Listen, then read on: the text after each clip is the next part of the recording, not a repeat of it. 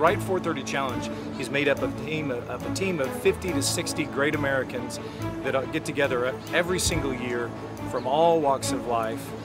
The thing that they have in common is that they're all bound by a very common cause, and that is the desire to take care of those that have been injured, those that have sacrificed, and those in the military that need our help. Each year these people get together, they train for months on end while still maintaining families, jobs. They ride literally thousands of miles in preparation for the ride in October that we do in honor of our heroes. When we get to October, the team will ride 430 miles over a 3.5-day time period, this year with more than 16,000 feet of vertical climbing. For the first time ever in Ride430 Challenge history, we'll actually be having an airman with us by the name of Ryan Pinney, who was injured, and will actually be doing the ride on a hand cycle. Probably one of the most inspirational things that I've ever seen since I've been involved with this. Megan and I have known each other for about 5-6 years now. I just remember the first time I met her. She was awesome. She was beautiful. She was great, you know. When the injury happened on July 15th, 2012, it was probably one of the most difficult days of my life. Not because I got hurt, but because we were engaged to be married. We were supposed to be married 6 months later, and I felt like I had ruined it.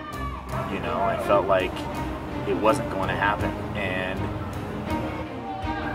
that's all I could think of when I was on the stretcher.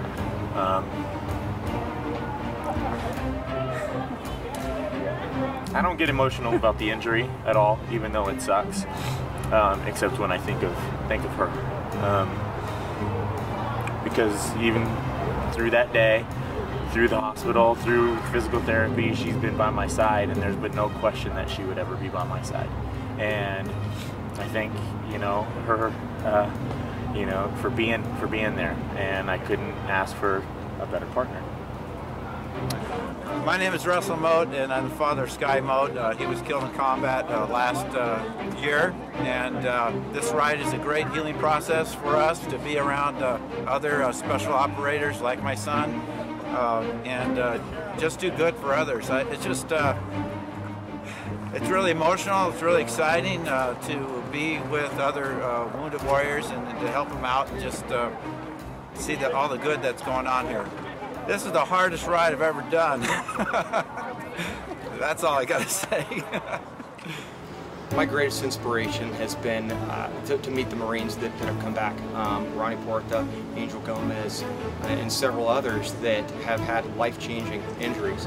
And the fact that they're able to come back and they're able to rally around with a group and do things that they may not have ever been able to do had they not been injured. So the power of the healing and the power of this group and what it brings to everybody's life is it affects everybody deeply.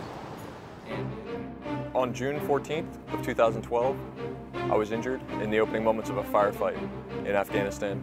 I was leading my special operations team on a patrol to the Helmand River Valley, and in the opening moments of the engagement, the sergeant to my left and myself were struck by rounds from the enemy. The first round went through my sergeant. He was shot through the neck, and the second round entered my shoulder, and the bullet traveled down to my spine, where it lodged itself in between my T6 and T7 vertebrae. I was instantly paralyzed. Since the Ride430 Challenge began, one of the challenges that we've had is raising awareness for the needs of our injured heroes. What a lot of people don't know is there's a lot of things that don't get taken care of by the government. The government's doing a great job in a lot of ways, but at times there's things that our injured heroes need. There's things that their families need. What a lot of people don't understand, and what we have learned throughout this life journey, is that when somebody gets injured, it involves the entire family. The entire family has to chip in to help. We've seen many times where the young wife of an injured warrior has had to quit her job just to take care of her husband on that road to recovery. We've seen young men get hurt where their parents had to leave their careers, stay home full-time to take care of this young warrior. In May 5th, 2007, that's where I got injured. I was in a Humvee with two of my best friends. It was an ID. I was driving that day and I couldn't see anything, and everything was just like a normal day to all of us. And an ID destroyed my truck, killing two of my friends, and leaving me with severe burns, which took a long time for me to recover. Almost 6.5 years of painful surgeries and therapies every single day, but I'm still alive. Our job, and the reason why we need the support of those people out there from both a corporate standpoint as well as just the individual donor, is so that we can raise funds, raise awareness for these people, and make sure that they are taken care of. Sometimes that need is adaptive equipment. Sometimes that need is a plane ticket to get to go see their family. Sometimes it's clothing. It can be any type of need, but anything that we can do to make that road to recovery easier for this young person that has made a sacrifice, we want to do. My name is Ryan Pinney. Served in the Air Force, active duty for 6 years, and with the Arizona Air National Guard for approximately 7 to 8, almost 8 years, as a boom operator. Did a bit of combat missions in the Middle East. Got injured about a little bit over a year ago. Broke my T12 vertebrae, and I got paralyzed from the waist down. And incredibly, you know, a great organization that, to be honest with you, I didn't even know about, donated a hand cycle, which has just been an unbelievable blessing to me, so that I could get out here and ride with Ride430 and this incredible team, and get out and be active again. And that's just been just more than I could even ask for, to be honest with you.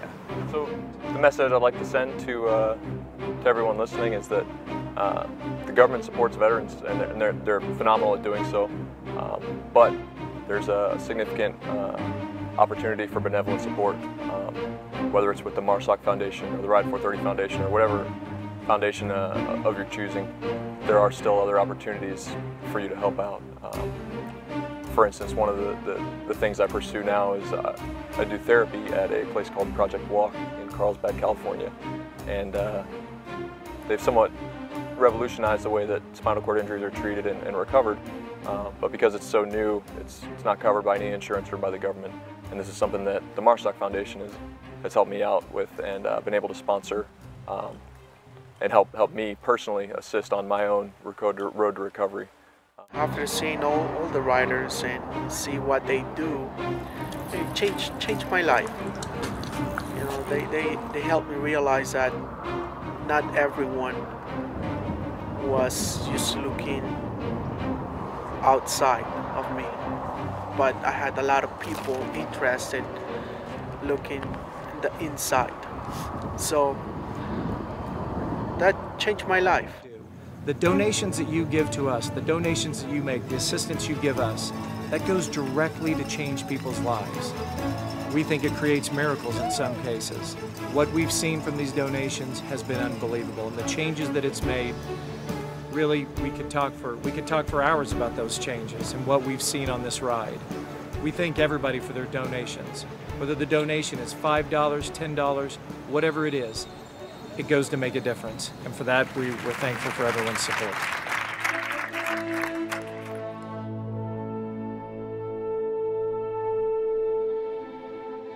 You know, a lot of people have asked me what happens with the Ride430. When does it end? When is it over?